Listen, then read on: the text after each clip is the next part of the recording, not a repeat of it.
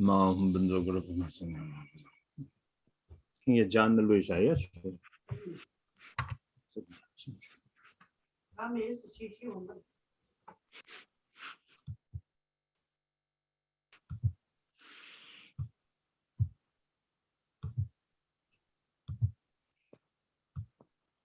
Okay.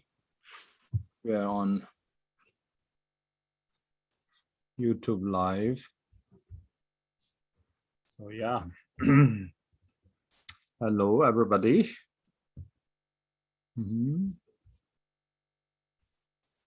How are you, Sangipema? Good.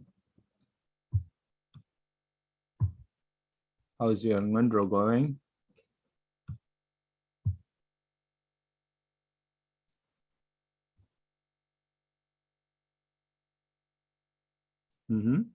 Can't hear you. It's going good, Khenpo. Sometimes during the refuge recitation, I get a little bit bored, but other than that, pretty good. Okay, yeah. Glad you're doing so. Keep on going. Okay.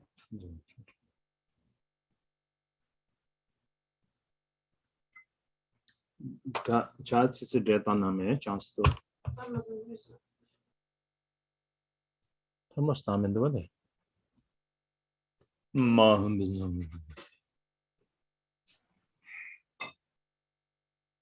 So main thing is to keep it going, okay? Make sure that your practice and your one-draw accumulations, all of those going. And I think Leroy sent the total, I think we did so far 2100 and no 2000 22,100. So that is yeah 22,100 200 and 2100, so to 22,100.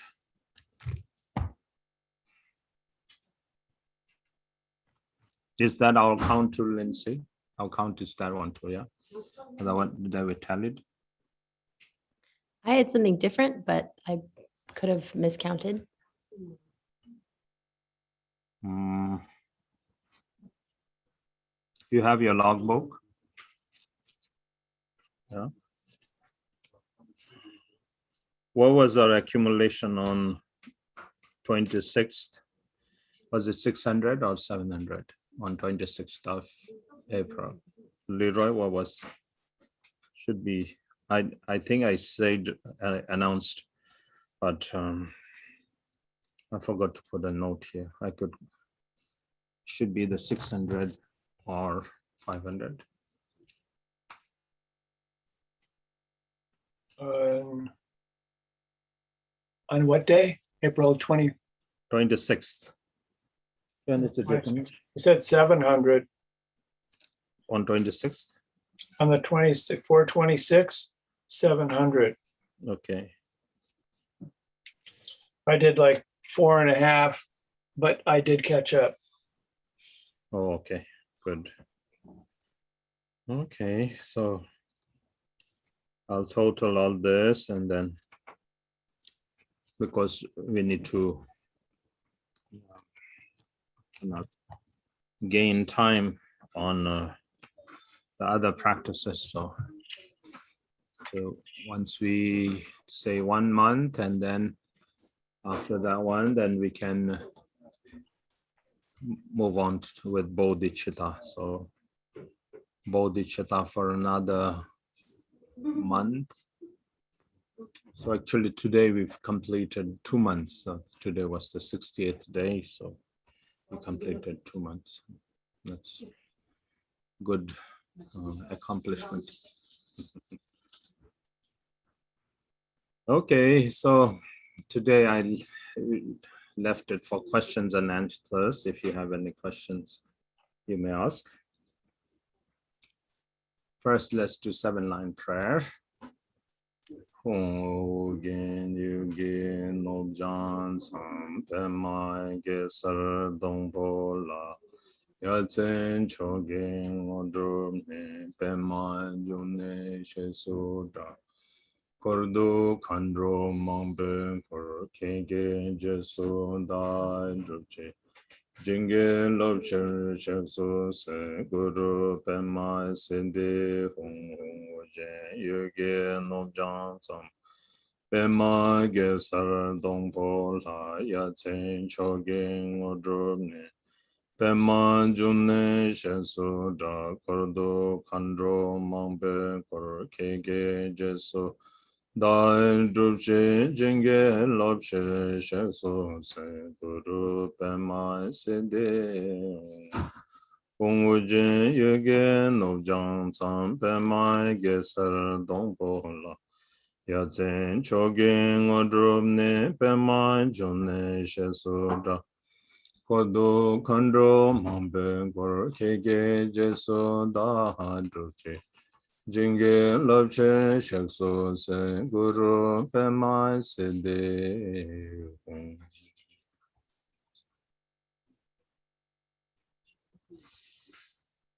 Okay.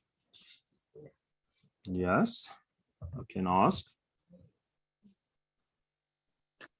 Khenpo, I have a question I've been trying to figure out. Uh, the Herukas and the Dakinis are both kind of about activity. What would be the difference if you're doing like Vajra Yogini in Nindra? In a way, you're hitting on a similar idea. It's bodhisattvic activity, right? And the Herukas are also that, but they also have consorts. So in that case, is it the Dakinis who are actually performing activity, whereas the Herukas are about mental obscurations? When I read in the Shitro practice, it's written that they're all about different kind of obscurations being cleared. But sort of the Herukas have this sort of dual nature of activity and of conceptual obscuration purification. So how should I think about that? Or in the sense of the Dakinis and Herukas just two faces of the same act of the same thing? Like in the Dakini, like Vajra Yogini practice in the Nindro or elsewhere versus doing, say, in Shitro. I mean, maybe we're just using different idams in a sense, or different images for the same function.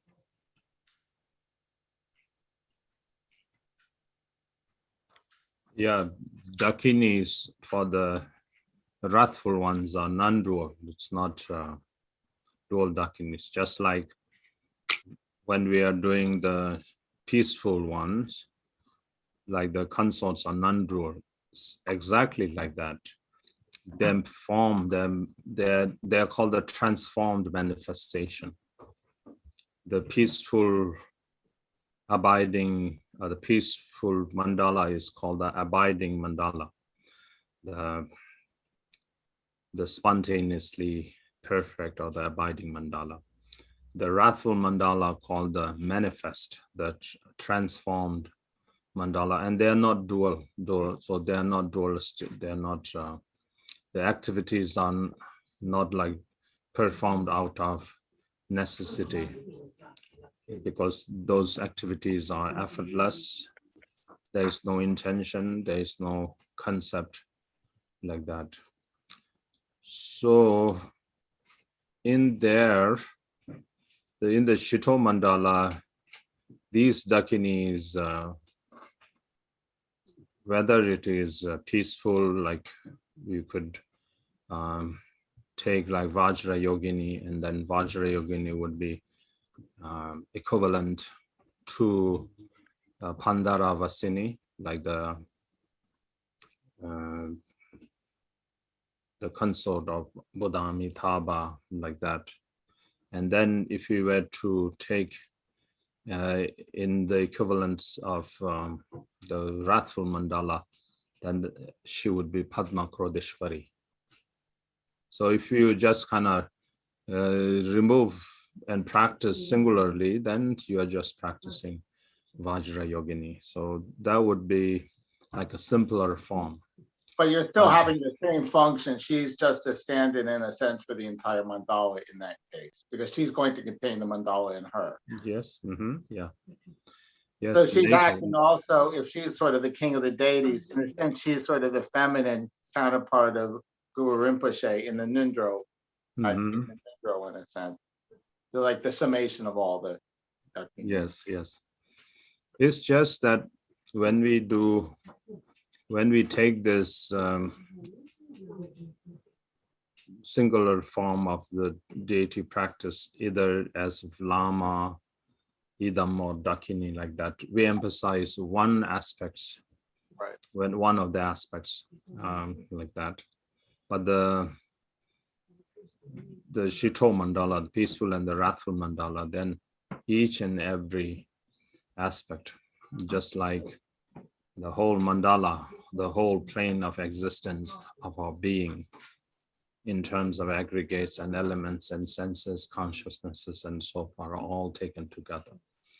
But say, for example, if you are practicing Vajrakilaya or even Vajra Yogini, like that. So say Vajra Yogini would be the Dakini aspect. If you took the Vajrakilaya aspect, it would be the Idam aspect. Then if you took, like Guru Rinpoche or Vajra Sattva, that would be like the Lama aspect, like that. So then we are taking one particular aspect of our nature and we are focusing on that one, and then perfecting our practice or mastering our practice in that one. But later on, as we perfect, then within Vajra Sattva, that whole mandala, like the mandala within Vajra Sattva when we are doing, the Shito mandala is there. Likewise, Vajra Kilaya, then Vajra Yogini, and so forth within the 3 planes of our being, or within the 4 chakras or the 5 chakras and so forth. Well, There that's will be like other we have mandalas. the Chemchok in place of Vajrakalaya, basically. Mhm. Yes. But you have it's the same, obviously. Yes. These are just. But now the thing is, the Dakini is more about activity, much like the Herukas are also, but they're also expressed as conceptual obscurations being purified. Or are these two aspects of exactly the same thing, just sort of masculine and feminine? So like if you're practicing Vajra Yogini, you're going to still be practicing kind of wrath, but on the activity emphasis. In terms of those activities, we would say the Lama aspect is, Lama is the source of blessings. So in order, when we say that, then the Lama is emphasized with all the practice of recognizing the innate primordial wisdom, where we're using to realize or understand the true nature of ignorance, like that. And that's why we say Lama as the source of blessings, So that's more of a Lama. Dharmakaya Yes. aspect. So No, also just when we're emphasizing the throat, you're kind of focusing on that a little bit, like because you have Guru Rinpoche in the throat in the sheet throat. that aspect is different. Let me finish this one. Yeah, that's So then when we're using, where was I? If you're using, you just mentioned the but Lama. like if you're, the Lama aspect is like that. So we're focusing or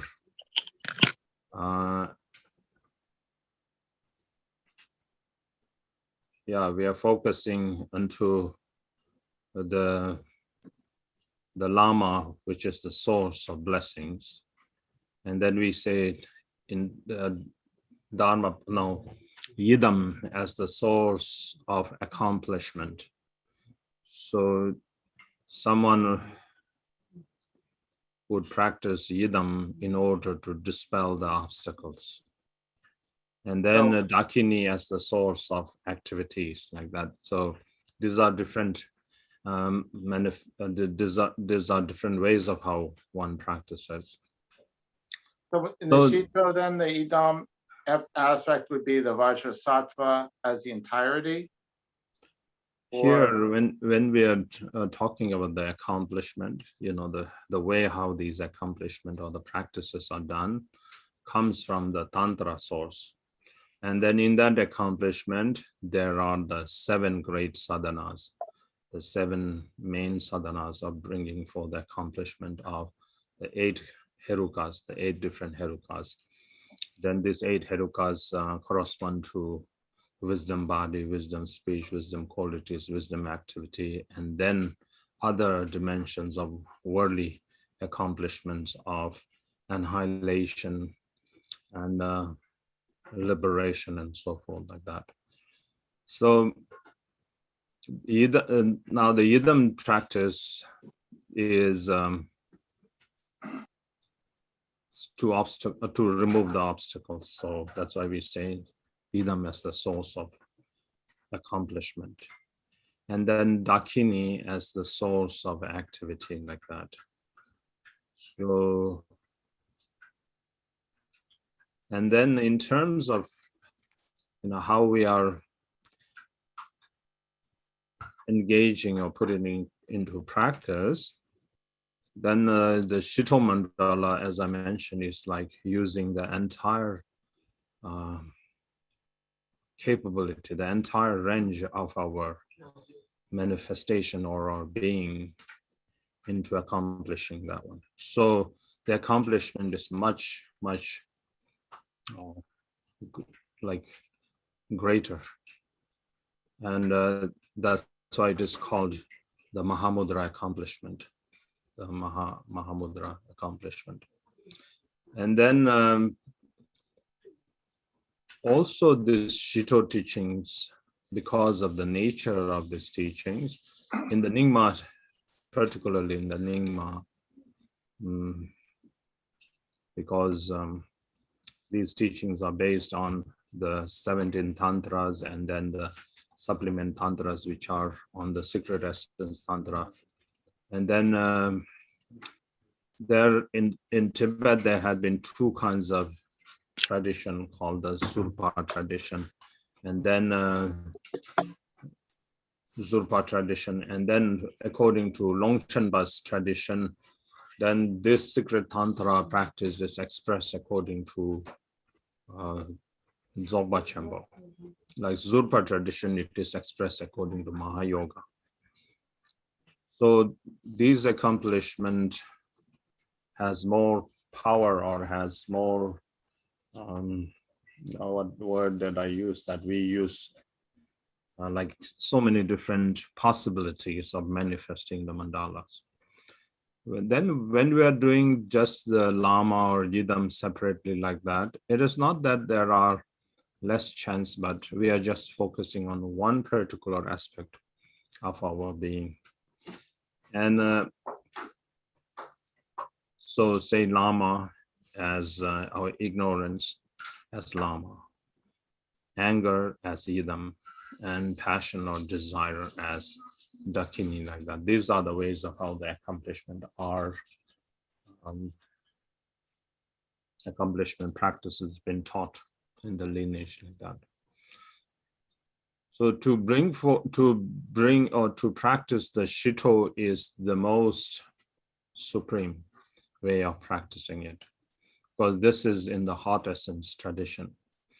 Like the other ones, for example, all of the other practices like the Tertens revealing this and so forth, these are all coming from the heart essences, because we have from Garab Dorje onward, then Shri Singha Vimalamta, Guru Rinpoche, Manjushri Mitra, Janana Sutra,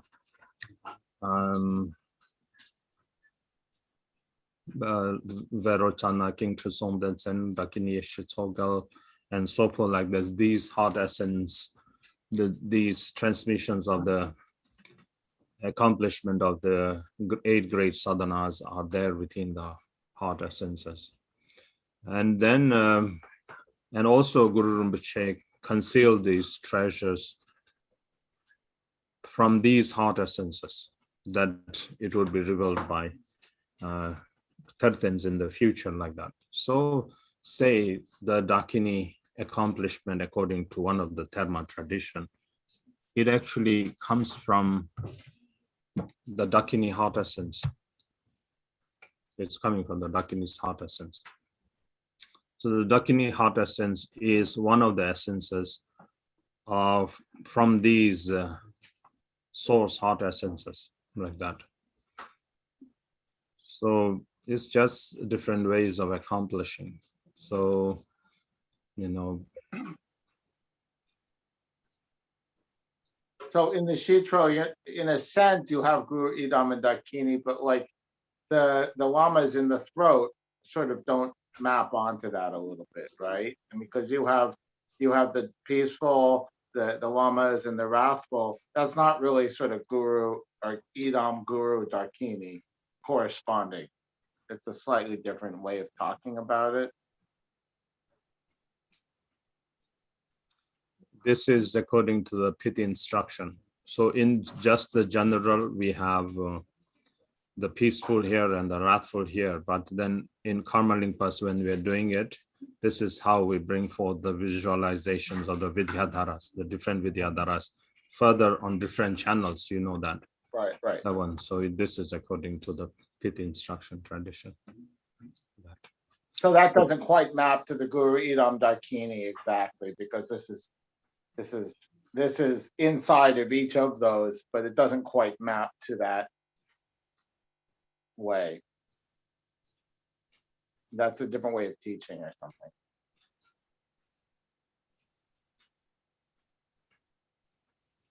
something. I don't know what you mean by that. Because we always talk about the three roots, right? And the Guru Idam Dakini. Mm-hmm. But in the case of the Shitro, it has all three roots, Mm-hmm. right? But then in that sense, would this be the Guru, the Idam Dakini? Or it doesn't really quite map that way, or an equivalent of that.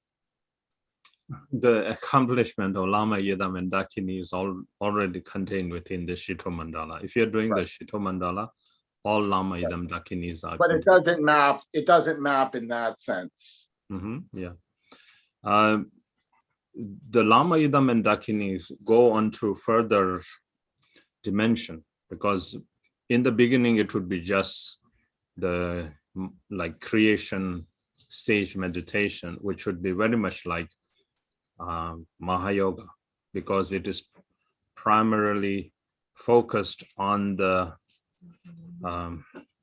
yoga of wisdom body manifestation. And then later on, when we move on to like the mantra recitation, then we enter into the completion stage yoga. Then we focus into the yoga of wisdom speech. And then within that, then there are yoga of completion stage with characteristics, completion stage without characteristics, and so forth. And then finally, when one comes to understand or one comes to manifest the mandala, then the great completion stage happens, and like that. But in the Lama, Yidam, and Dakini accomplishment, like I told you, we just take one aspect. We're not taking the entire aspect of the mandala.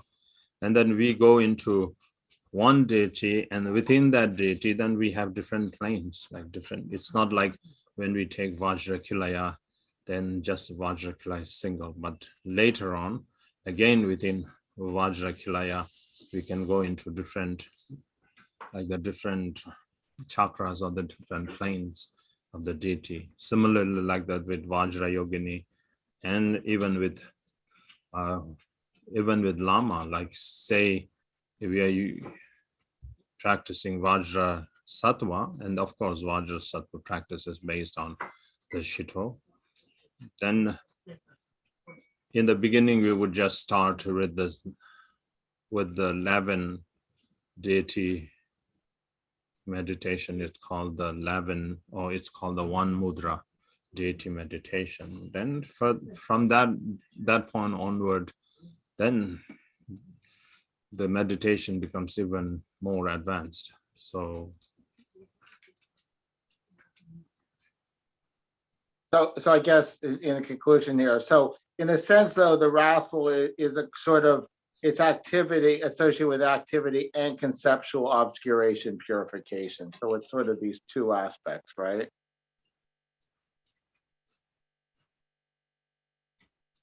yeah, like the wrathful ones are the reflection, you could say. The wrathful manifestations are the reflection of the peaceful abiding mandala. So when you don't recognize them, then they reflect as this wrathful mandala. They are called the transformed nature. Mhm. But still not dualistic.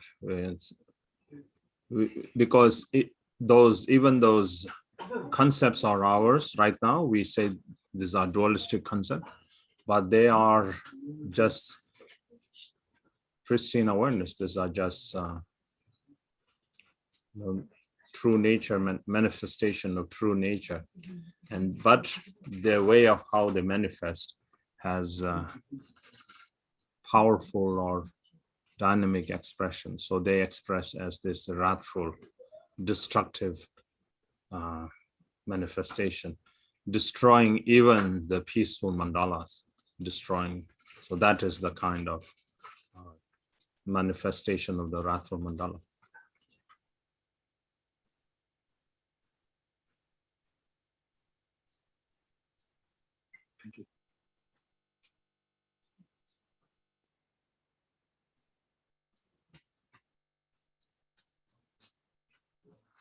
Being a jana ming is jadi pabablogon. Thank you.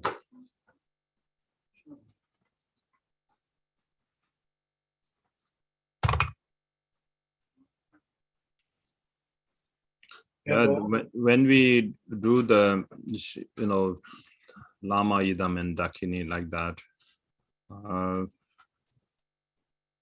we think it's kind of a simple practice like that. But it is not, because it's the aspect of the wisdom mandala that we are bringing. And then when it's easier to practice because there's not much complexity as the Shito mandala. And then through that practice, then you can accomplish the whole Shito mandala from there. It's not like, because as Buddha Shakyamuni mentioned that,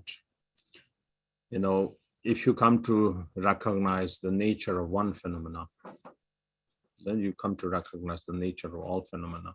So similarly like that, when we use a single deity or single deity practice, then the whole mandala can manifest too in that way. It's not like we need to then work ourselves from that mandala, we need to work onto another mandala. Because just by using Vajra Yogini or Vajra Sattva or Vajra Kilaya or any kind of deity that we use, once we break through that concept of ours, then it's just that mandala is going to manifest. That say the pit, I'm just saying the pit or the crucial or the key point, let's say the key point way of the pit point way of practicing the completion stage practice, like generating the appearance of the mandala, generating the aspects of the deity, like the form, and then all the decorations and all of those things, the implements and so forth, then we are able to break through our grasping habit. If even, and so then let's say, oh, I'm practicing the Shito mandala. My practice is better than just practicing single deity mandala. If you think like that, and then if your meditation, this generation phase cannot break through this grasping habit, this appearances and so forth, you will still be stuck like that. You're not enhancing or you're not advancing in that way. So it is just different approach that you're doing. If you approach through a single deity, if you are approaching in the right way, then you can manifest the mandala.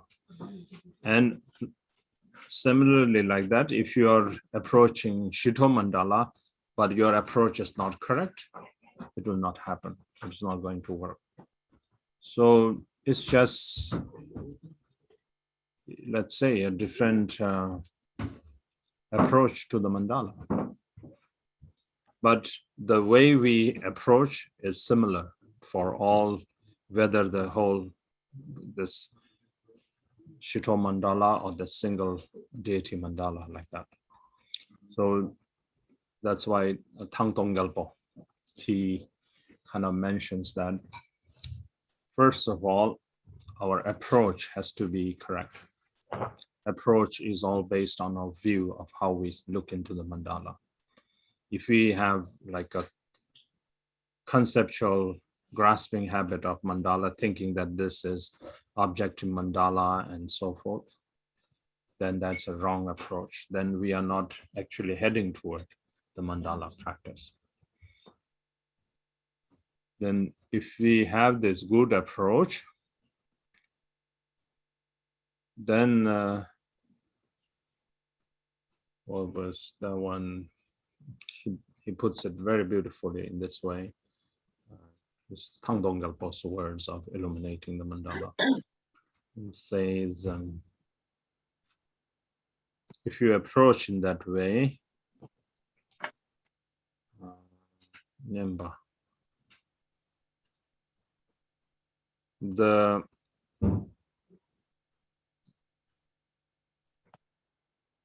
I think the first one is the mandala becomes functional, or like we are headed toward the mandala practice in the right way.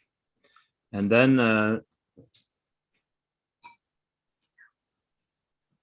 to remember that one. And then the closer approach, if we approach in that way, then the mandala blesses us. The mandala, this blessing is different from the empowerment. There is, so the first one is, if we approach in this way, this is like a saying, is oriented with your view. So if your view of the mandala is correct, then you're heading toward that direction. But if you have a conceptual, like if you kind of think that the mandala is some objective mandala, then your view is mistaken. So you are not actually facing toward the direction of the practice of the mandala like that. And then if I'll just search where in that one, that's a beautiful way of saying. So the closer way is the mandala starts to bless you. So your body is blessed, your speech is blessed, your mind is blessed like that. And then later on, then the mandala empowers you. So the four way of accomplishment, this is actually explained according to the experiential lineage. So it won't be explained according to, like this, according to the scholarly or like the general way of expressing the full kind of accomplishment. But this is according to Tangtong Gelpo. He's explaining there that the way of how we approach the mandala, if it is correct, then we are actually going to accomplish the mandala. And if we are facing that right direction, or here in this one is also explained in the White Lotus by Mipam Rinpoche. That when we are doing the 7-line practice, first of all, in our mind, we need to understand the Guru Rinpoche phenomena. Guru Rinpoche phenomena. So then later, then the practice of that 7-line kind of goes toward that right direction, and then the Guru's blessing starts to happen like that. Similarly, like that, Thang Tong Gelpo, in his words, he mentions like that.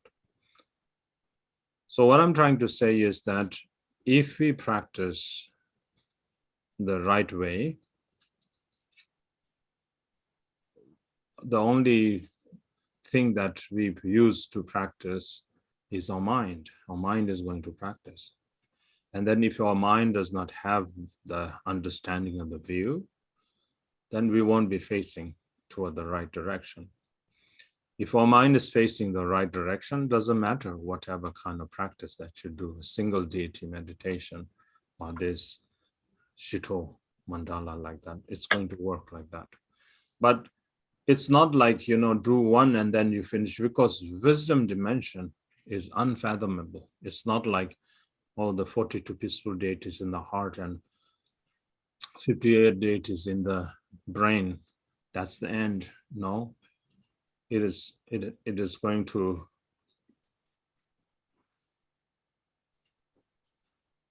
how do you say, like it's going to break through all that dimension. That's why it becomes a mandala.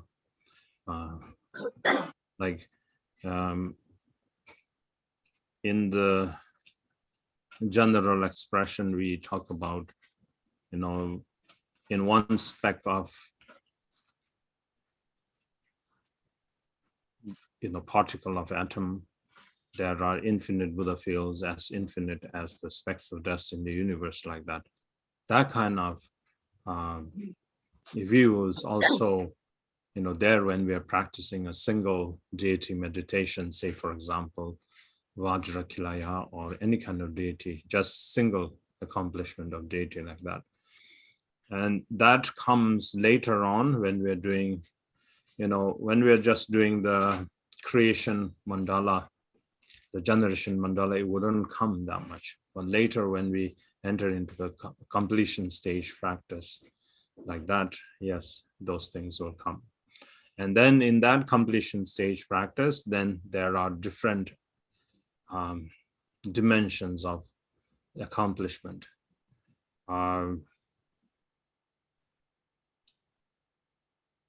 Appearance and emptiness, sound and emptiness, recollection and emptiness, thoughts and emptiness, clarity and emptiness, awareness and emptiness, and so forth. So many different dimensions are there. So those are the kind of practice. So then when we're doing Shito Mandala, all of a sudden we are initiated to this throat mandala where there are the Vidyadharas, the 5 Rigzins, the 5, like that. This is coming later on when we're doing the completion stage practice within the mandala. Right now, we are not touching there. For us, we are still in the generation practice. Later on, when we're doing the completion stage practice of the Shito Mandala, then only those Rigzins will be included.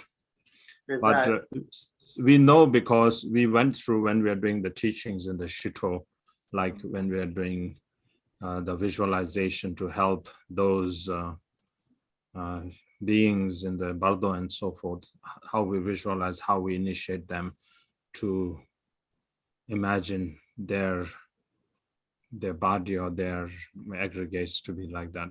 It's just so that we kind of give them advanced teachings, like instructions like that. So you say when you're practicing the completion stage, you're not talking about like doing the mantra chains or that kind of thing, or you're talking about when you start making breakthroughs, they appear in a sense. You're not practicing it differently. Yeah, mantra recitation is the completion stage practice like that. But then again, the completion stage practice has so many different levels, as I mentioned.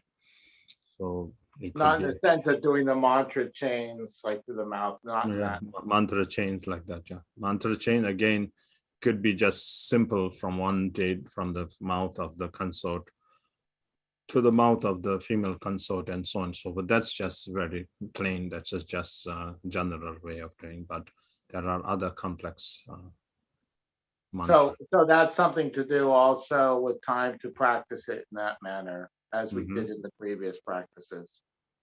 Yeah.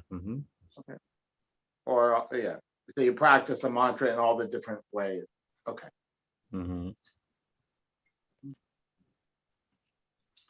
So it's not like, there is no such thing like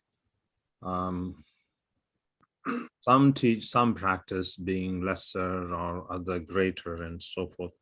It's just the same practice, but the effect of how this manifestation can manifest quickly.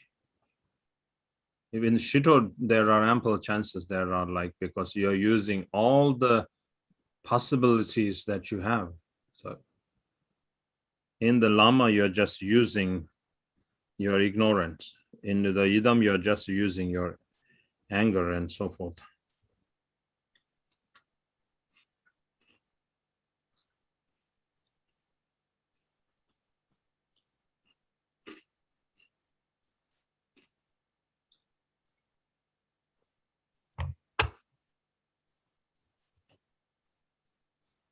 It is for us to practice and to come to conclusion that these are like that. Right now we're just talking. So when we practice and when we bring the accomplishment, then we can be sure that that is the case. So if we just talk like that, keep on talking and then trying to find the delineation or the differences like that, it's just we can come with wise explanations like that, but it doesn't help in our practice. But it is also true that sometimes when you're practicing, things come up and then you remember, oh, didn't somebody once say something about that? And then you now understand what that was about, because these questions come to your head. Yes. Those are breakthroughs. Yeah, sure. Like this came from a question from practice. So, Yes.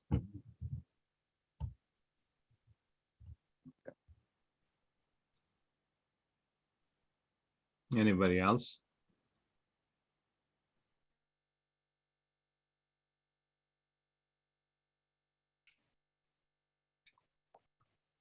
Khenpo, Mm-hmm. would you be willing to go through the Ninefold Refuge, like word at or even syllable at a time?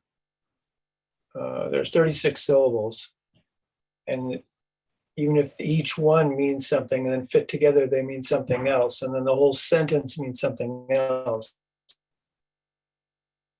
Could we just go through that, like kon chok, break that down, sungye, break that down? Yeah, sure. Yes.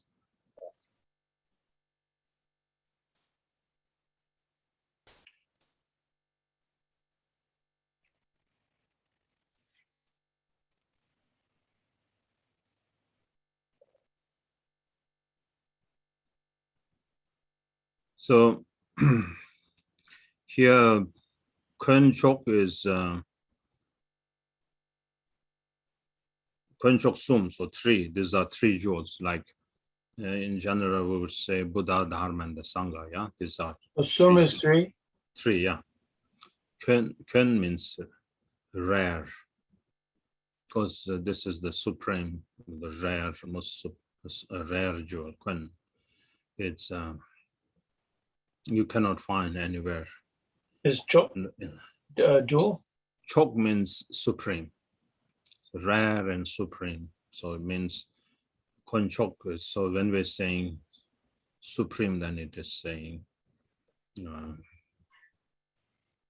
Supreme rare, like a jewel. Yeah. Kunchok. So in the translation say supreme jewel, it's like that.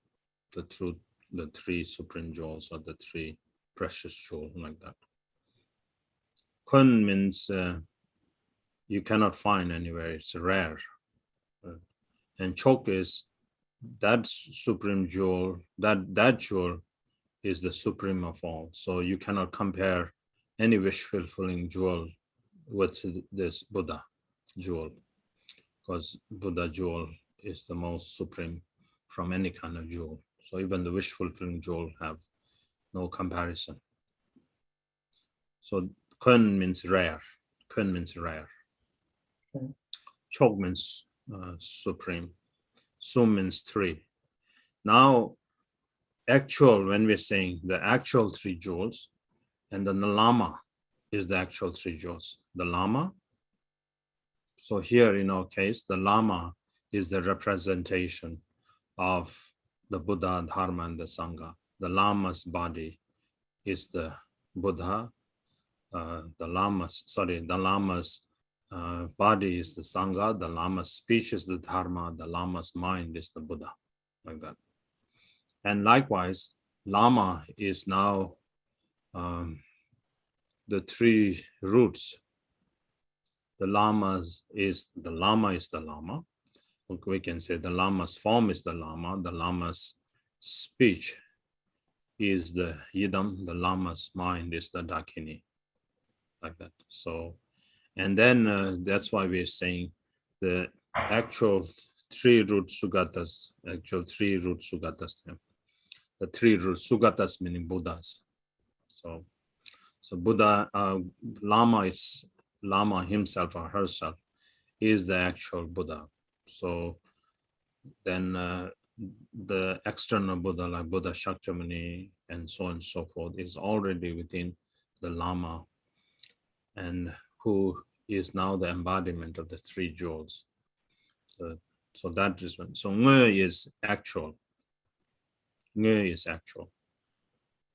Deshek is Tathagata. Sugata there. Tathagata or Sugata. Sugata Deshek. Tsawa is root. Tsawa is root. Sum is three. So Kunjo Sum Nge, the actual three jewels, the first four lines are saying that in the actual, in is coming later on. And the third line is that in preposition is coming later on, but just because of the way how we translate it is there. So say the actual three jewels is the Lama, Sugata, who is Lama, who is the Buddha, who represents or who is itself is the three roots of Lama, Yidam, and Dakini. And then the Lama now teaches us that then the Lama is now teaching into us. This is the inner Lama. The inner Lama is what the Lama has pointed us, that our own being is the Buddha, Dharma, and the Sangha. So the Lama teaches us that our channels is the nature of Buddhahood. Our energy, our wind is the nature of Buddhahood. Our energy, the mind, is the nature of Buddhahood, which is mandala here. Sorry, the bodhicitta here. Bodhicitta, and then these are just the nature. Could you So go word at a time, like Tsa? Tsa is channel. Lung is wind. Tigle is essence.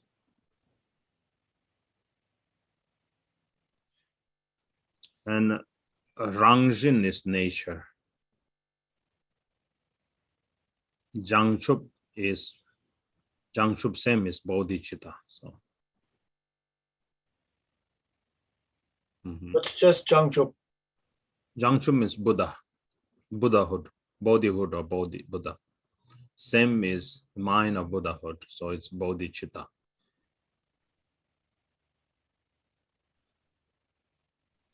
So we say the the resultant name given to the seed. So Buddhahood, like bodhicitta, that word is the resultant name labeled onto the seed. So that's why it's called bodhicitta, the mind of Buddhahood or bodhicitta. Said Sem was seed Same is mind. in his mind. Mhm. Chitta is mind, chitta. Jangchup is bodhi, chitta is same. So bodhi, Jangchup, same is the Tibetan, bodhicitta is Sanskrit.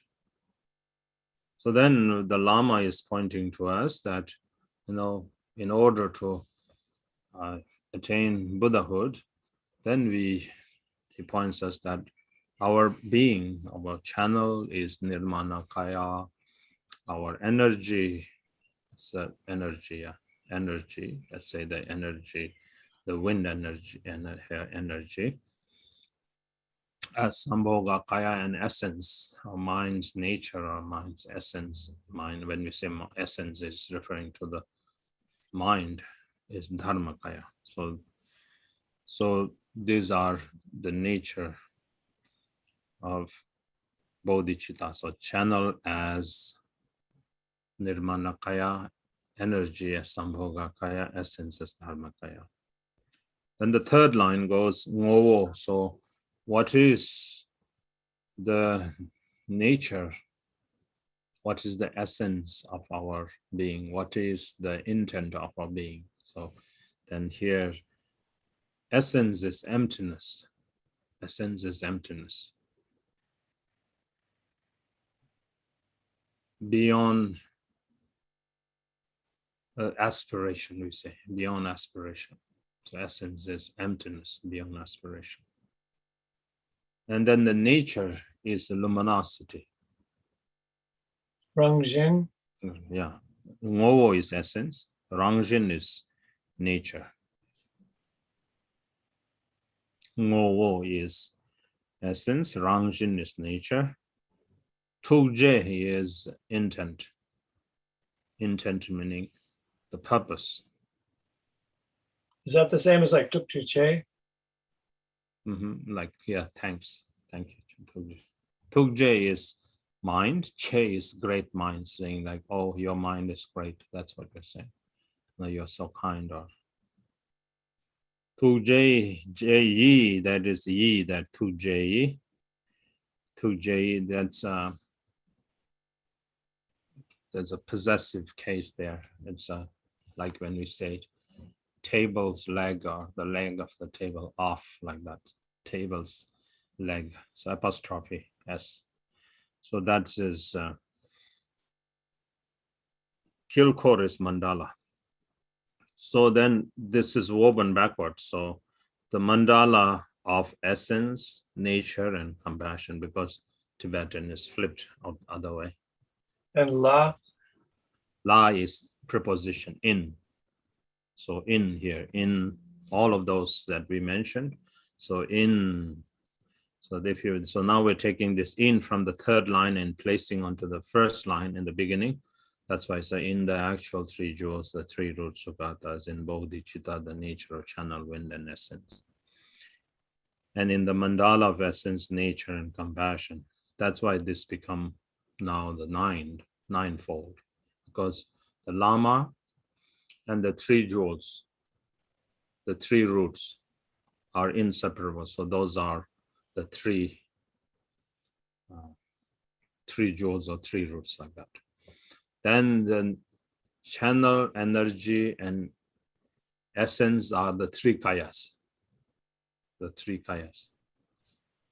And then essence, nature, and compassion, these are Ngo, Rangjin, Tugje. So these are, so that's why we have 9 altogether. The Lama, and then the channel, wind, and essence, and then the essence, nature, and compassion. So, okay. So nature is luminosity or clarity, an unobstructed radiance, like that. And then intention or responsiveness. This is So is the Tukje the compassion? Yeah, Tukje is compassion. Yeah, Tukje is the mind, the wisdom. So it's empty. It's beyond aspiration. But in terms of essence, nature, and compassion, Ngo is the essence, Rangjen is nature, and Tukje is compassion. Yes. Tukje is compassion. Tukje, they also would say innate responsiveness, but we put it here. It's referring to the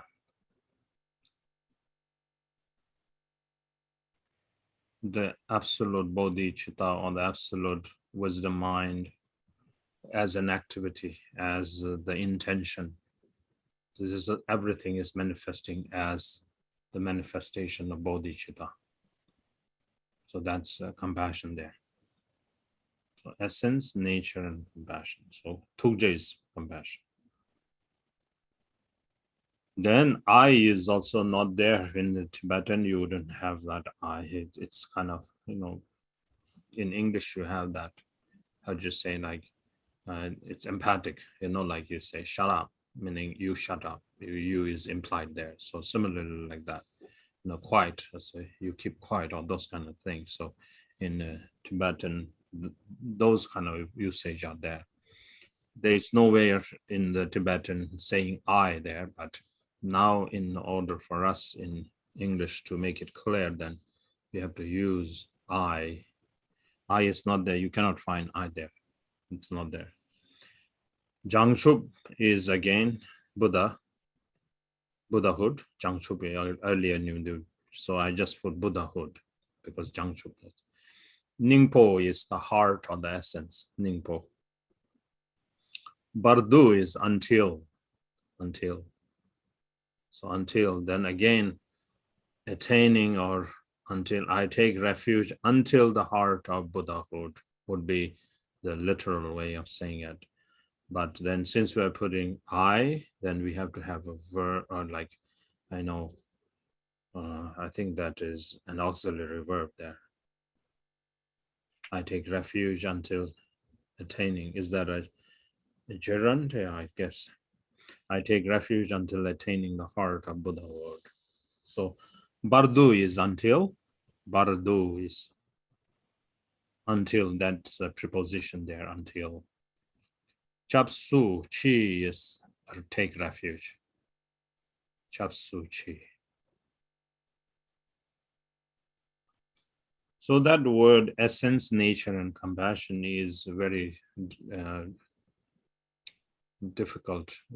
This one is taught in Dzogchen when you're receiving the mind training like that, because we go in search of our mind, and then we cannot trace that mind. We cannot look everywhere in samsara and nirvana, in your body, outside the whole universe and so forth. You cannot find the essence, meaning you look for what is it. It's not form, it's not sound, it's not, you cannot. If it is sound, then it is something. It is not emptiness. It is. If it is mind, it is something. It's not mind. So that's why you cannot find the essence of that one. So that's why it is called emptiness. That's why it is called emptiness, because you are tormented by it. But when you go and search for it, you cannot find. It has no any material or objective reality or existence like that. That's why it's called emptiness, essence. Essence meaning, what is all this? What is the samsara and nirvana phenomena, Buddha phenomena, and so forth? You search for the essence, you cannot find. That's essence. But then that emptiness, that emptiness, that empty, being empty, yet that is unobstructed clarity, unobstructed radiance, unobstructed wakefulness. That is the spontaneous presence or the luminosity. That's nature. So that's the way how it is kind of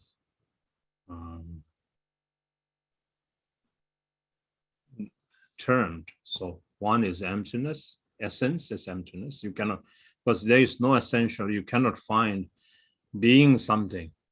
You cannot label it to be samsara or nirvana or any kind of thing. There's this.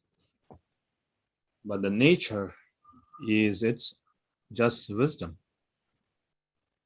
So that's why that's essence. Nature is there. That's called Rangjin. Although empty, then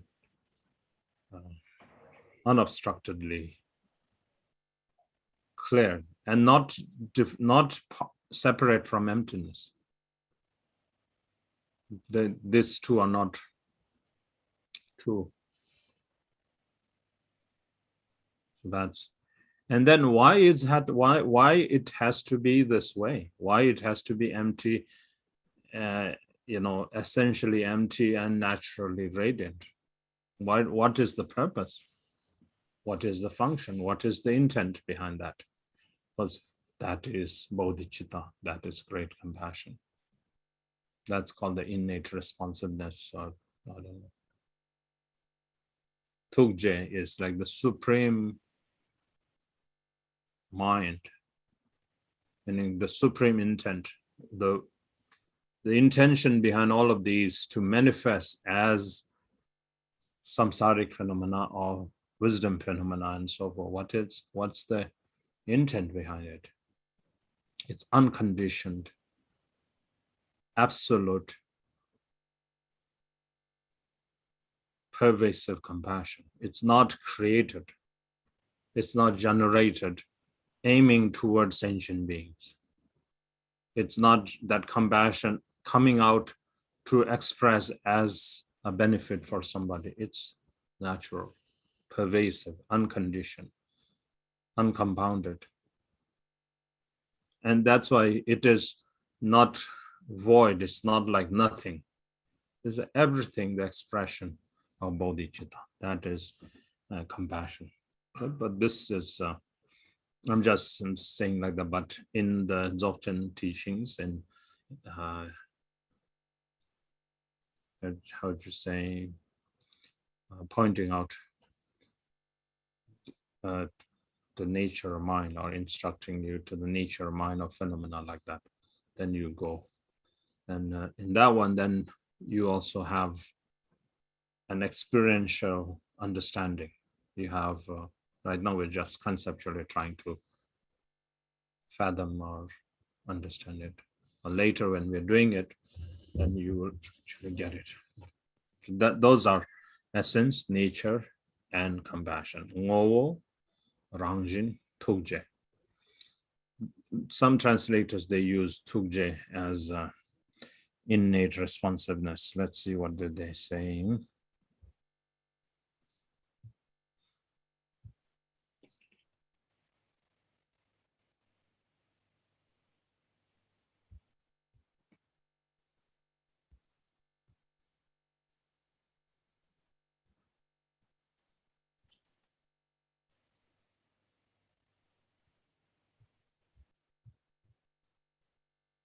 Did you say Ngowo was innate responsiveness? No, Ngowo is essence. Essence? Ngowo is essence. Rangjin is nature.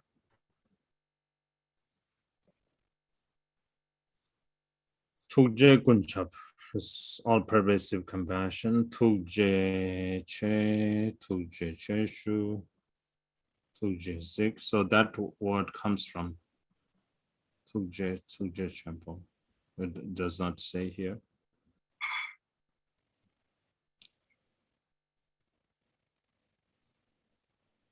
So in terms of that one, we say innate responsiveness. So innate responsiveness, they use like that. And some they say intent. Innate Some say responsiveness. For what? Some say Tugje. Innate responsiveness. Sometimes innate responsiveness, sometimes they say intent. What's the intention behind this? Then it's just compassion is the intent.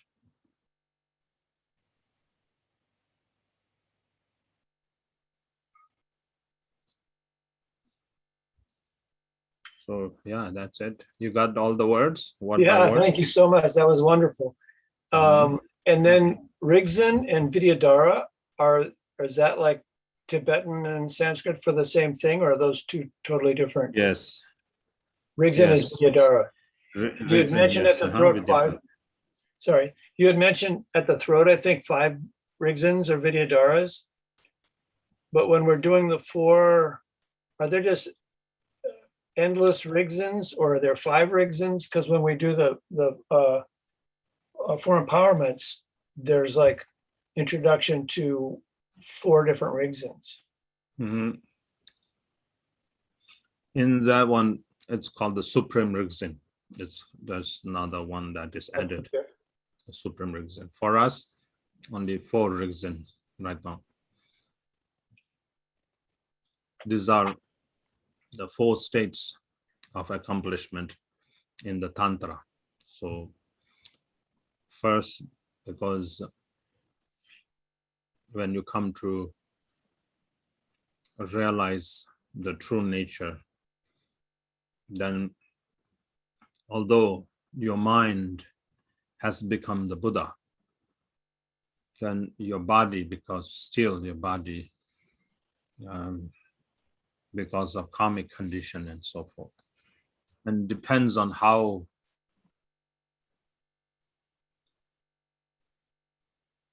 detached or how profound your realization of the elements of your being is, then suffering and so forth, to them there is no suffering. It's just bliss and emptiness, because every experience of body, every experience of mind is just bliss and emptiness, like that. So, but then, then we would say that, oh, that Lama is suffering. The Lama, although he or she did a lot of practice in the retreat and so forth, he or she is dying like that. People kind of perceive their perception, kind of see that the Lama is paying his or her karma off like that. That is called the wisdom holder of maturation of karma. Then past that one, those lamas, those wisdom holder have no karma. But that first wisdom holder is the only one that is karmically controlled. That's all. But of course, there's no more bondage of samsara anymore. Everything is as he or she brings forth the realization of his or her own being to be just pure manifestation. So body is pure manifestation, breath, energy, everything is pure manifestation. But since that practitioner is subjected to death, then we term that wisdom holder state as the wisdom holder of maturation of karma, because that's only one karma left, that is to break the shell of this body. Then the term is given, it's like a Garuda's egg. Soon as the egg is hatched, the Garuda soars into the vault of the sky. Like that. Is that the Lundrup Rigzin? No, this is the wisdom holder of, yeah, you could say Sundar or the wisdom holder of Mahamudra, or wisdom holder of power over life, like that. So the first one is kept different, and then either you come to realize the second one, which is the wisdom holder of immortality or power over life. So then from there on, there's no death because power over life.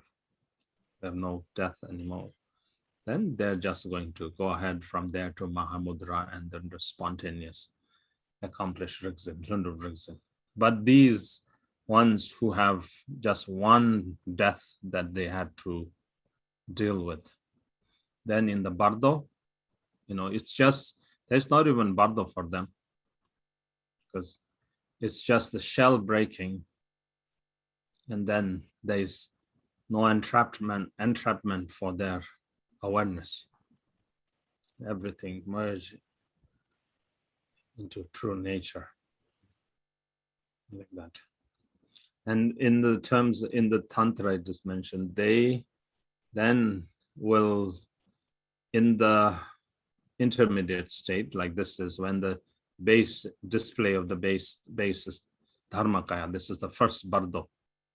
When it happens, then immediately they attain the wisdom holder of Mahamudra. They don't have to go through the next wisdom holder of immortality because there's not even a question of immortality anymore, because immortality was only subjected when you had a body or when you had a form. Then that phenomena is there. But now, within the basis, when this display happens, there's no such thing as existing and not existing and so forth. There's no question of immortality and so forth. Directly into the wisdom holder of Mahamudra, and then to wisdom holder of spontaneous presence and manifesting for benefit, sentient beings benefit effortlessly, that pervasive compassion. Is that the Savabhavika? Yeah, Savabhavika Kaya is right now. Savabhavika is right now within, the three bodies of the Buddhahood, inseparable. Right within this very form is Savabhavika Kaya. So Dzogpa Khenpo, who can bring forth spontaneous realization of primordial purity and all equality, they don't have to move out from this state to Dharmakaya, to Nirmanakaya, or to the Sambhogakaya, like that. So Savabhavika is the inseparability of the three. But the manifest, it's manifest, is actualized. Thank you. Mhm. Anybody else? Hi, Khenpo. Can you hear me? Mm-hmm. I was wondering, I'm gonna go on retreat tomorrow night for a week, and I was wondering, you had given us the, the song offering a little bit ago, and I've heard, when you go somewhere, you should do some offerings and things. So I was wondering, Yes. Yeah. you could Mm-hmm. Yeah. touch on that.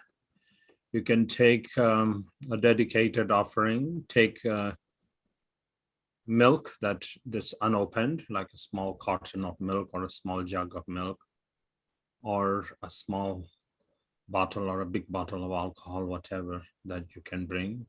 And then before you do your retreat, the night you approach to your retreat place, then you can just call in your mind, you can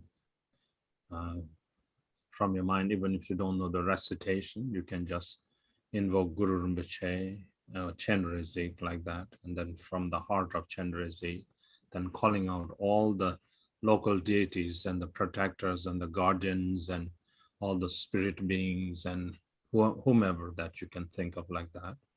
And then you can just kind of say, I'm here to practice this retreat for 1 week. And then please grant me the permission, and then please help me to bring forth my accomplishment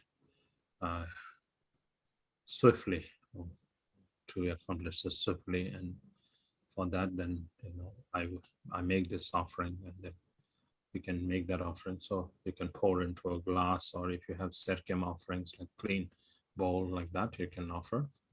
You can do that and recite Om Mani Padme Hum mantra 100 times or Guru Rinpoche mantra 100 times like that.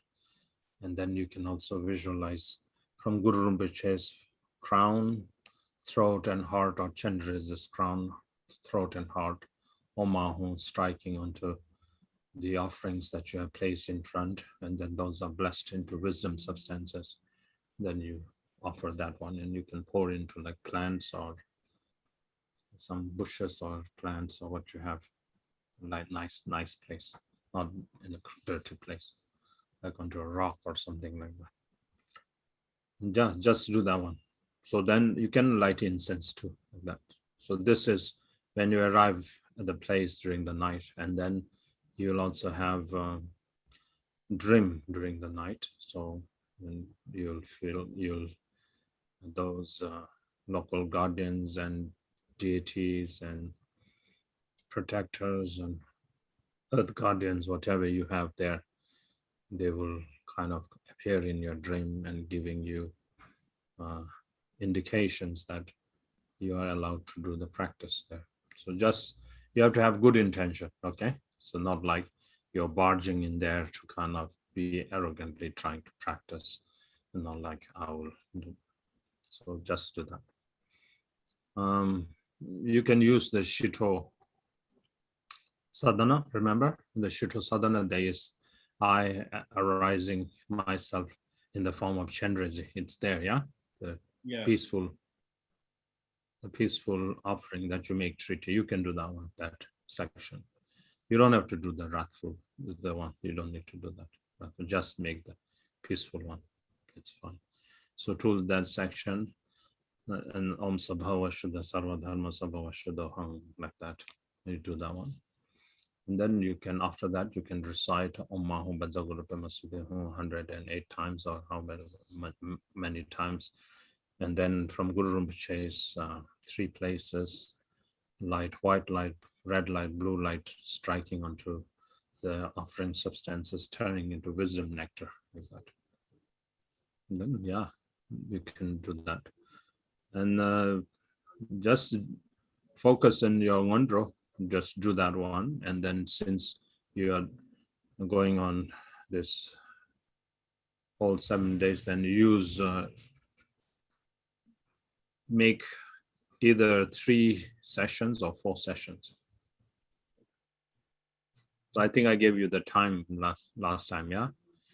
Morning from, so you could start from 4 to 7 and then break for 2 hours or 1 hour, like that. You'll be sitting a lot, so make sure you move a lot. So move, like do yoga or run or jog or whatever you want to do, like that. So 4 sessions, Khenpo. So we Yeah, have if you do 4 sessions, make it 2.5 hours. Okay. wonderful. If you're doing 3, then make it 3 hours sessions, like that. Thank you. And then just do whatever you want to do. You can just follow whatever we have done till now, and then you just carry on going ahead of that one. Then in the night, then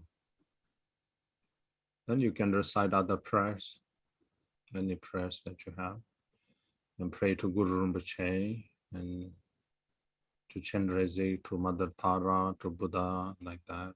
And then do a lot of dedication and a lot of aspirational prayers that may this prayer or the practice of mine bring all motherly sentient beings to the state of Buddhahood, and particularly at this time, this pandemic and this disease and warfare and confusion in this world, may it be pacified like that. And then may lots of aspirations, like may bodhicitta awaken in all sentient beings. May they swiftly attain Buddhahood, or whatever you can think of.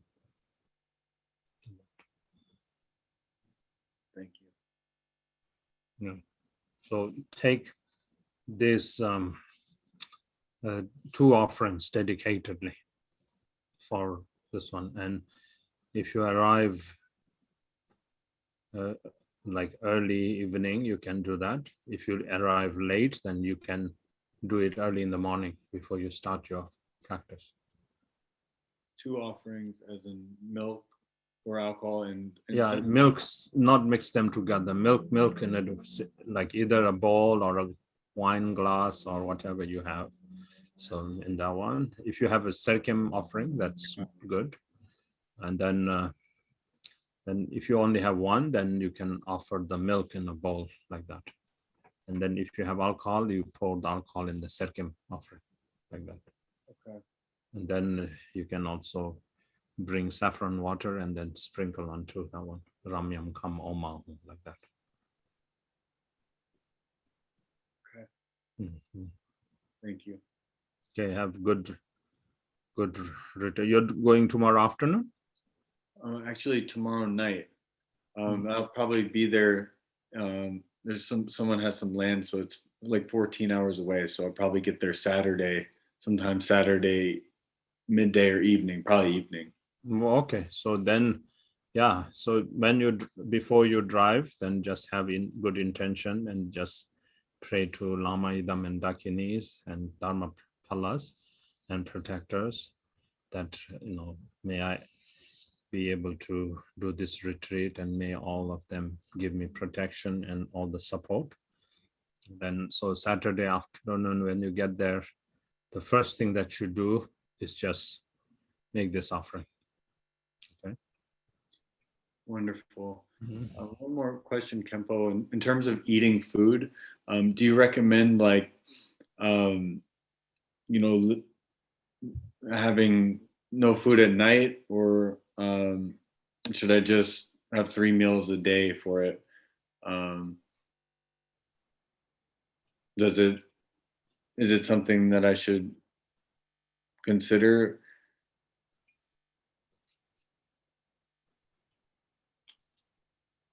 Yeah, eat 3 meals. Okay. Yeah. Eat 3 meals. Yeah, eating doesn't matter. You can just eat whatever you like. Don't starve yourself to eat. And also don't eat too much that you'll feel lazy and go to sleep. Thank you.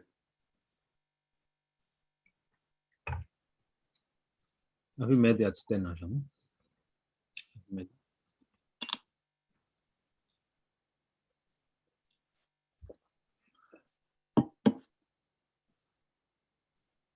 You see in the chat, do you have 3? Messages? Yeah, it says, Can you read me? It's too far from me.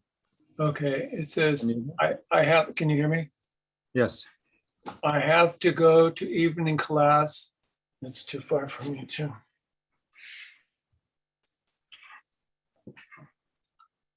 I have to go to evening class at school. Could someone help me ask Rinpoche these questions? Thank you so much. 1, when we receive many teachings or sadhanas, for example, Guru Yoga, how do you practice it in a way that encompasses all of them? 2, how do you practice mentally Guru Yoga and receiving the 4 empowerments and the dissolution of daily life during off cushion time, during doing our daily activities? And 3, when you were a student like us, Hold on. Hold on.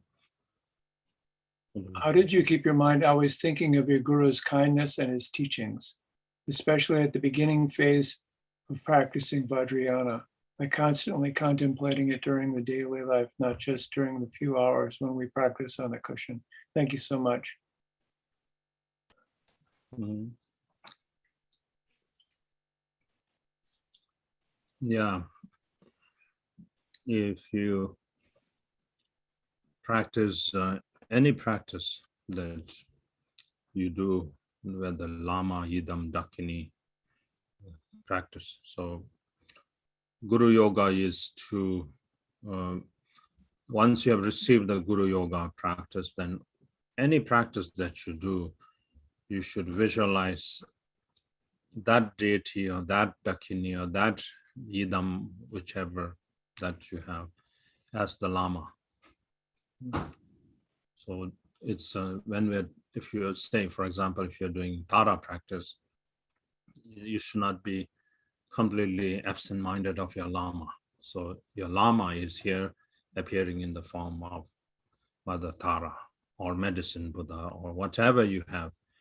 That is the aspect of your Lama's particular or that particular point's manifestation. The essence is Lama. The nature is Mother Tara, Chenrezig, Medicine Buddha, Manjushri, Guru Rinpoche, whatever you have, Vajra Yogini, like that. Then if you practice in that way, then you're practicing Guru Yoga. Then you're practicing Guru Yoga. And then any practice that you do suffices all practices. Then otherwise, the practice without Guru Yoga is, I think it's not really a profound practice. So that is the way to practice. And then, as you know, when you do Guru Yoga practice, you have to bring forth these 5 recollections as we talked earlier in one of the classes when you're doing that, okay? So that is the answer to your first question, is just do any practice that you have, and it suffices for all your commitments, other commencement of your practice. You can do that. Even if you're doing Ngondro only, if you practice in such way, then it suffices for your main part practice. Because in your Ngondro, you have creation, you have completion, and so forth. It suffices. The second part question was, what was the second part question?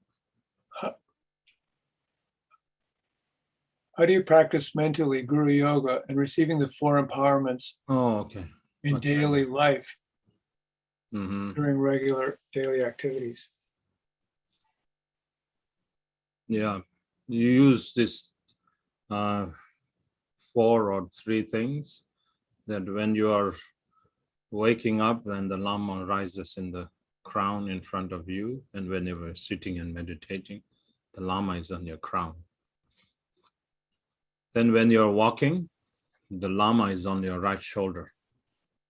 Then when you're eating, the Lama is in your throat.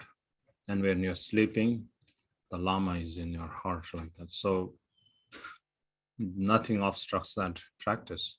You could be doing anything.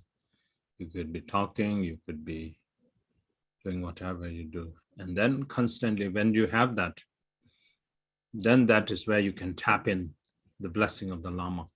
If you don't have that, then just kind of thinking at the last moment, then there is no way to receive the blessings. But even just to think for an instant, a Guru Yoga, that you had been mindless and all of a sudden you realize, oh, I didn't do it. Then you catch yourself and then you do. There is tremendous blessings like that. But what we need to do is at all times think of Guru like that, Lama. And then every moment, whenever you think, whenever any kind of feelings that you have, for example, we have in happiness or sorrow, in good times, bad times, in situations high and low, like that, that's how you receive the blessings. Only when we are suffering, then we think, oh, Guru Rinpoche, please help me.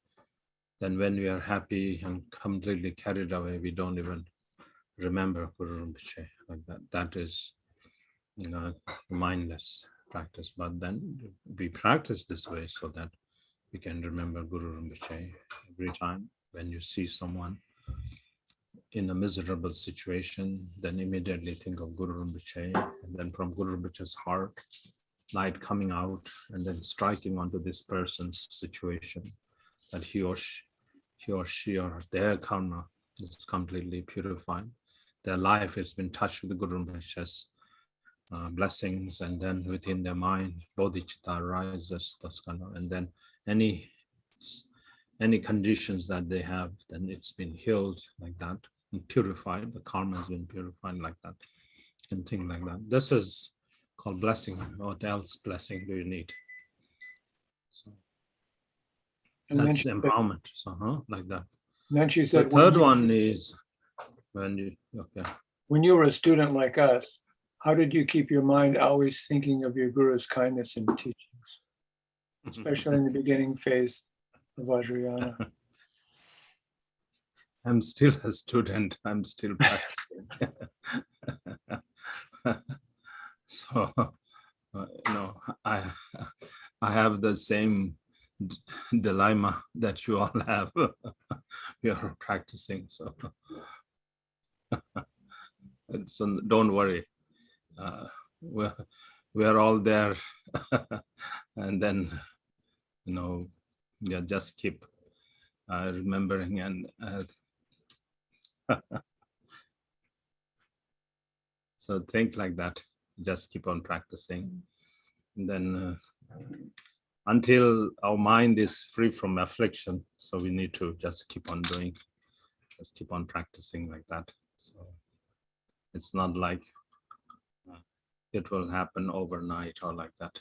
You have to practice, and then always keep your mind pure. And then when your mind is pure, then you accumulate merit. When you accumulate merit, then your practice strikes the essence.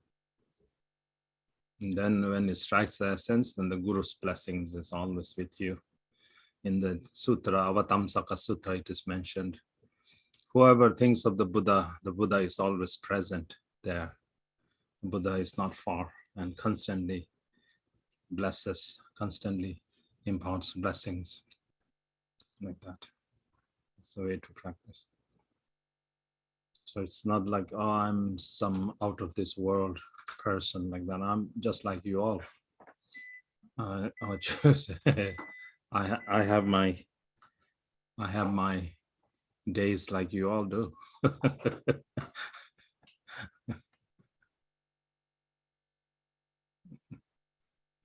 But so fortunate that we have such teachings. So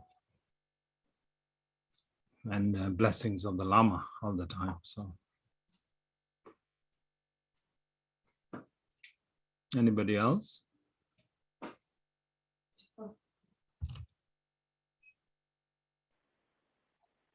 Khenpo, I want, can you teach me about the idea of collective karma?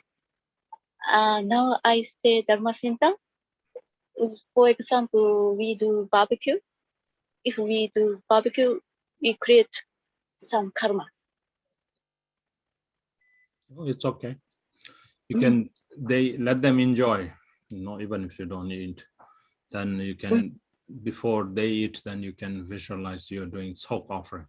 You're doing soak offerings, and then all those animal who died, then you think now their body, their flesh and their blood and their milk and all of these things is offered to the three jewels, the Lama, Idam, and Dakini. So they're so fortunate their life made connection with the Buddha, Dharma, and the Sangha, Lama, Idam, and Dakini, like that. Think like that. And then they accumulated vast merit, and then you dedicate the merit of their bodily offerings for the benefit of all sentient beings. So that then that karma, that eating karma is very small. Your dedication karma is so, the dedication of virtue is so vast, then no suffering. It dispels the suffering of those who are eating, dispels the suffering of those who died, and dispels the karmic craving, the karmic depths, or the karmic revenge that they, the karmic grudge that they hold is all purified. Thank you very much. Okay. Okay.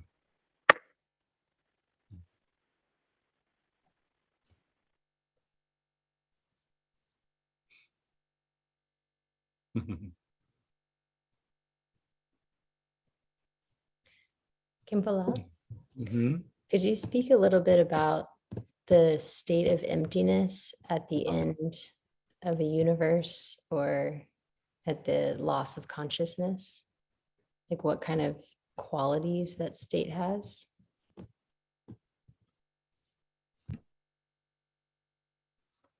That universe, it's just mentioned according to how it comes and how it becomes empty, like that. It's not like existence and so forth are transferred into another world system. So it's just this particular world system of one Nirmanakaya Buddha has come to an end, because there are infinite Buddhas and so many Buddha fields like that. So it's just how this universe comes into be, and then it comes to an end. It doesn't mean that you know, sentient beings, because of their karma, transfer to another realm of existence, another world system, another universe system, like that. So it's just like formation of this one particular world system. It takes so many eons to form, so many eons to exist, so many eons to come through destruction, and then finally remains empty, like that, within that 80 big eons, 80 kalpas, like that. And that emptiness is not the emptiness of the emptiness of our meditation. That emptiness is void. That's just the absence of existence. Yeah, that absence of existence. This is not how we meditate on emptiness. And in the teachings, that example applies to our body and our mind, like that. As just mentioned, our body goes into that conception and so on and so forth, like that. Then at the end, the body is nowhere there. The mind is not captured, or the mind has no basis of that body anymore. That universe is lost. Then immediately now this consciousness travels and enters into another universe. Yeah, otherwise that consciousness is going to just dissolve in thin air. It's not like that. Immediately that consciousness of ours goes in search. It cannot resist. It just cannot, because of the karmic craving. That's called the karmic formation. Because karmic formation is actually the product of your cravings. So karmic formation is not a beginning. Karmic formation is actually the result. It's like, the fruition. So whatever negativities that we had accumulated at that time, and then when life kind of was interrupted, and those karmic accumulation within the basis of a mind, the alaya or so forth, cannot resist but to give birth to the fruit of whatever is in there. That's why it is called formation. So that mind goes on in search of a form, or in search of a body or avenue of birth, like that. So it goes to another universe. So you could think like that. So another body, again, conception is the formation, like how the universe comes into being. And then once you come out of the womb, or once you're born, it's abiding. And then once you start to catch this disease and start to die, then that is when the dissolution, or when the disintegration happens. And then again, once you die, again, then it becomes void or empty of that body, because it's like that. So that emptiness is nothing. It's not like how we talk about the meditation resting in true nature. True nature is just the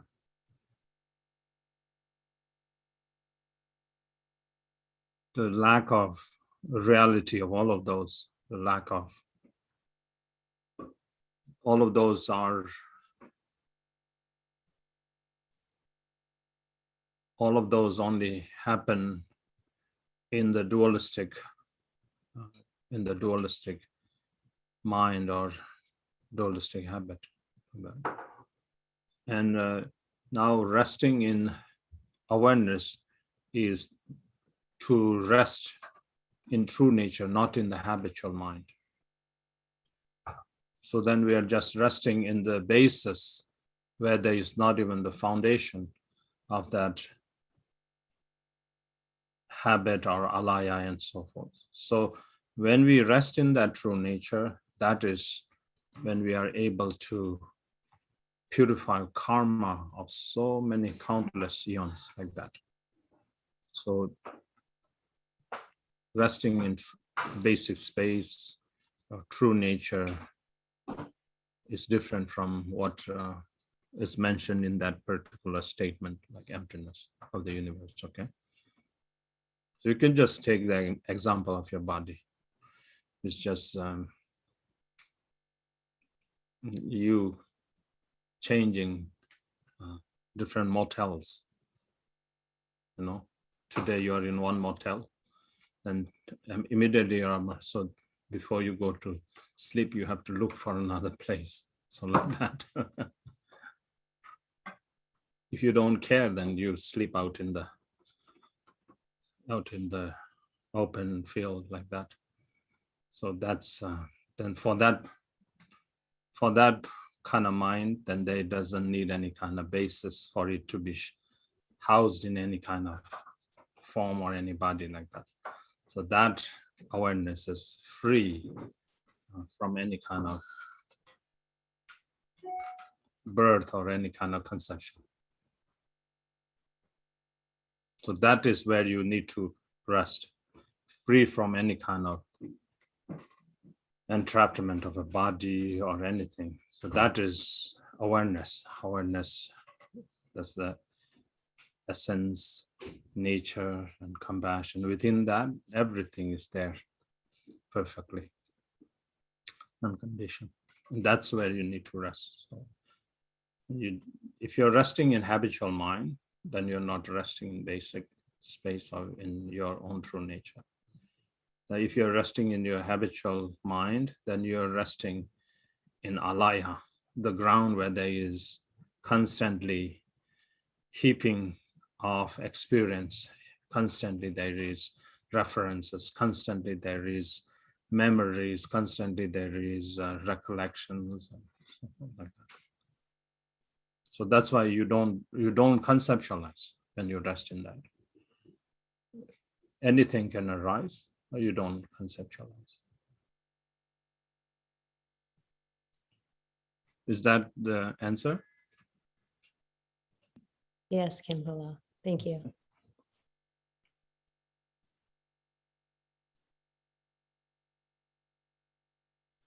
Yeah, that particular part we had some argument before too, like sentient beings kind of moving out of one universe to others and so forth.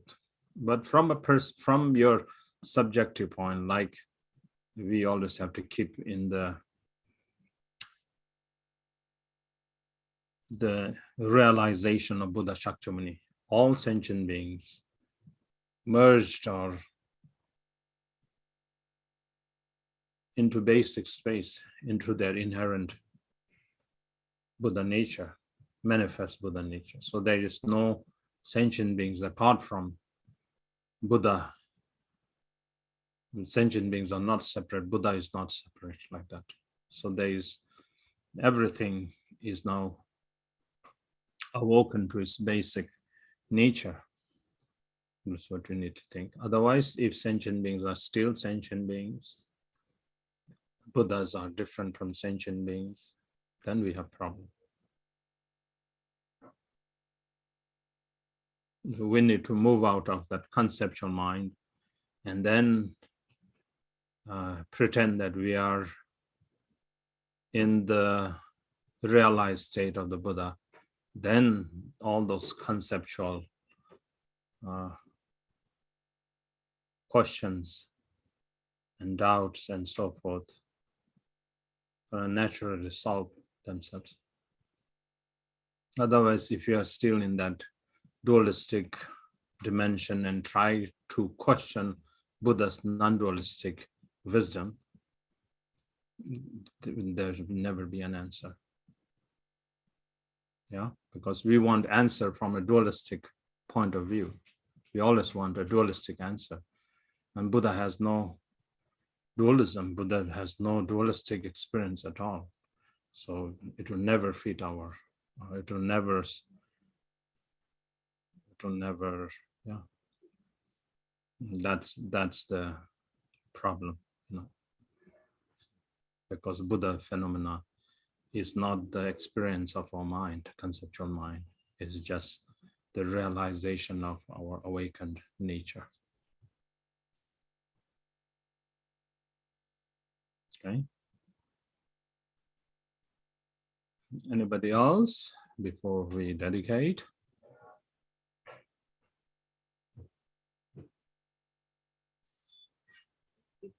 Okay. So let's dedicate the merit that we have accumulated from these teachings, that may we all sentient beings awaken to Buddhahood, and then may us practitioners always have pure samaya and all obstacles and hindrances of our path be dispelled, and may we accomplish the result immediately or swiftly. And then with this merit and virtue, then may all diseases and so forth, this confusion of the world be pacified immediately. And then may all abundance come about in glory in this world. Okay. Sonam de tamje zigbani tomne nebe danam pamje shin kega nache balong tuba. Sidbe sole drowa sho jambe bao jedara kembaba. Kundo zambo de yang de jinte de da kungi jeso dawlo chen gewa de da tamche rapdong. De zum shekbe gewa tamche king owa gangla chodong apate. Da ge gewe zawa de kunjang zambo che che rapdong ora ge jangcho semcho rimbo che ma ke panam ke joche. Keba nyamba me bayang gong gondo pewara sho jangcho semdang me dreshin jangcho chala shawad. Sangye namge yong zong shin de ge len nam bambara sho jangcho semba namge ni roden tola gondosh. Gombo yin ni gangong ba semjen namla de josho semjen tamje de dan de josh. Ngen ro tamjen da to tongbar sho jangcho semba ganda sajo. De da kun ge men lam dro bar sho gewa de gewa kun sonam yeshe zozo sonam yeshe le. Damba kunni tobar shorin chen gezo de ye roa kun tangdo dambe chedan me dreshin ranjin de ne zomba. Chenga drobe jiden zebar sho pende junne temba peljur che tseram kundo chala chechur chen gelkam kundo darjin ge chur. Rogun chamche sangye tobar sho lama kukam zangwar sewa de chonto kutsen ringwar sewa. Chinle darjin ge bar sewa de lama dan jewa me bar jinge lo gandu ke pe ke wa tamche do tore yen den den den do. Kema tatu chedon trejur che sujen rupe rongwa ye bar sho de leon lama dan ba ne je chen nan dan tsendo chela che bar sho. Chedo ne ne ningbo den ro de tsende sebe janso ge wa sho seba dambe chera den je shi. Shenbe rubla chonga me bar sho lam chen shen den choren me bai. Tamche chamche sangye tombara sho chezol de yan de kelkorach. Choke tadru kundo jangshur de loje pemo rabdo gejech. Sangye temba darjin ge bar sho longre tebe mishe drible drmenga sambe tezo manach. Gomjong yege nelo jejin se sharab sumge nawa ge bar sho kenlo chesum ringlo che zamling sasum chabar. Roju chosun hawandan midre de sum gele sho. Nangra Nanga Jagunga Kudan Yeshe Roba Jamle Pen Sapsa Nerjo Chembonyam. Erme Tuke Tingle Roche Shogawa Kundo Yanda Lama Dan Me Cheke Pella Lonje Chen Sadan Lamge Yente Ramzote. Palden Lame Gofan Yoro To So. Ma Benza Guru Kema Sindi Ma Benza Guru Kema Sindi Ma Benza Guru Kema Sindi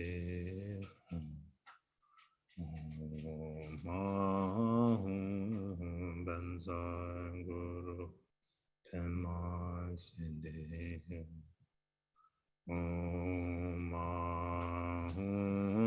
Benza Guru Tema Tedrenza Benza Samaya Sindi Pala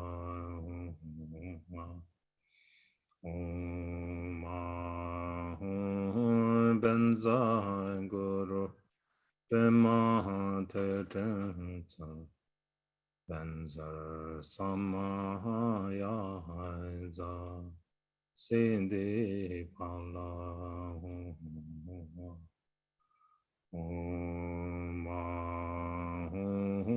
Benza Guru Bema Tedrenza Benza Samaya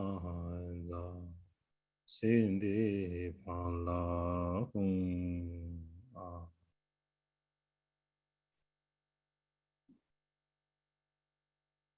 Okay, everybody. Good night and see you soon. Okay. Touch the lake and then Ben, have a good retreat. Okay. Thank you, Khenpo. Okay. Take care. And we'll see you when you come back. I'll still be practicing with you. There's Wi-Fi there, so Oh, wonderful. Cool. Yeah. Cool. That's Right. good. Yeah. yes. Yeah. So if you have questions, anything you can ask. Okay. Then. Thank you. So, okay. Take care and then drive safely. Okay. Bye bye now, everybody. Good night. Night, Touch the Khenpo. lake. Touch the lake.